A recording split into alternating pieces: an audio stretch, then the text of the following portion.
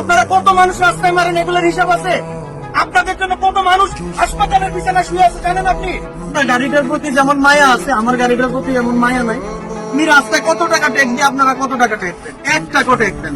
টিফু ভাই, আপনার কাছে হয়তো টাকা পয়সা আছে বিদামনে প্রাইভেট কার গাড়ি নিয়ে ঘুরতে পাইতে আছেন, প্রাইভেট কার দিয়ে ঘুরেন। যদি আপনার মতন টাকা পয়সা এই অটো রিক্সার ড্রাইভারের কাছে থাকতো, তাহলে হ্যাঁ আর অটো রিক্সা চালাইতো না, হ্যাঁ আপনার মতন প্রাইভেট কার লইয়ে ঘুরতো।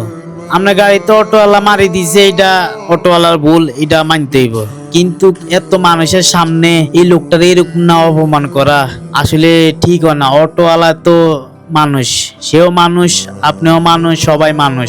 তার যদি সামর্থ্য থাকতো তাইলে পরে অটো চালাইতো না, হ্যাঁ আপনার মতন প্রাইভেট কার লয়ে ঘুরতো। তোমরা এই দেশে থাকো, আমরা দেশ ছাড়ি চলে যাই। ভাই আপনি যে দেশের মানুষ, হ্যাঁ এই দেশেরই মানুষ। অটোওয়ালা এই দেশেরই মানুষ, আপনি যে দেশের মানুষ। এখন আপনার কাছে হয়তো অর্থ টাকা পয়সা আছে বিদায় আপনি ভালোভাবে জীবন যাপন করেন, আর তার কাছে নাই বিদায় জীবিকা তাগিদে অটো রিক্সা চালায়।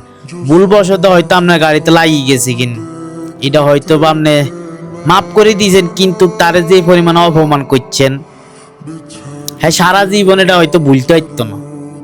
লোকটা দেখে খুব স্মার্ট দেখা যাইতেছে, একজন ভদ্রলোক মনে হয়, হয়তো জীবনের তাগিদে পইরা আজকে অটো রিক্সা চালায়।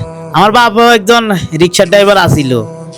আমরা জানি কেন কোন কারণে মানুষে এই সমস্ত পেশায় যায়।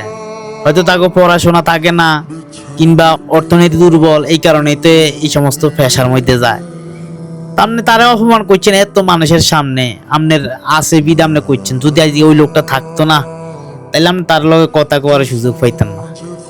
আজকে আপনার কাছে টাকা পয়সা আছে, ওই লোকের কাছে নাই, এই কারণে নীরবে সহ্য করে গেছে।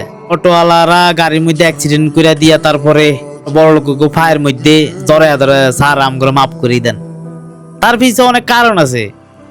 কারণ হ্যাঁ পুরা দিনে 1,000 টাকা ইনকাম করে আপনার গাড়িতে জরিমানা দেওয়ার মতন হ্যাঁ অবস্থা নাই। এই জিনিসটাও চিন্তা করতে হইব যে হ্যাঁ 1,000 টাকা ইনকাম আপনার কাছে আছে বিদায় আপনি বড় গাড়ি দিয়া চলাফেরা করেন, তার কাছে নাই। কিছু করার না, গরিব মানুষ, এই কারণে ফেরের দায় আপনার কথা শুনতে আছে। যদি এর কাছে থাকতো আপনি তারে কথা শুনতে পারতেন না। মানে আপনার ক্ষতি হয়েছে, এর লেগে আপনি 2 কথা শুনাইছেন। গরিব মানুষ তো, গরিবের সবাই কথা শোনায়।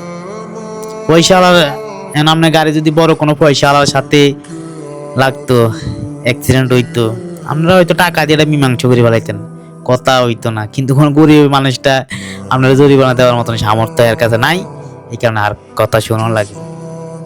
এটাই গরিবের লোকে এমন। রিক্সা ড্রাইভার তো মানুষই না, মানে রিক্সা ড্রাইভার করে মানুষ মনে করে না মানুষে।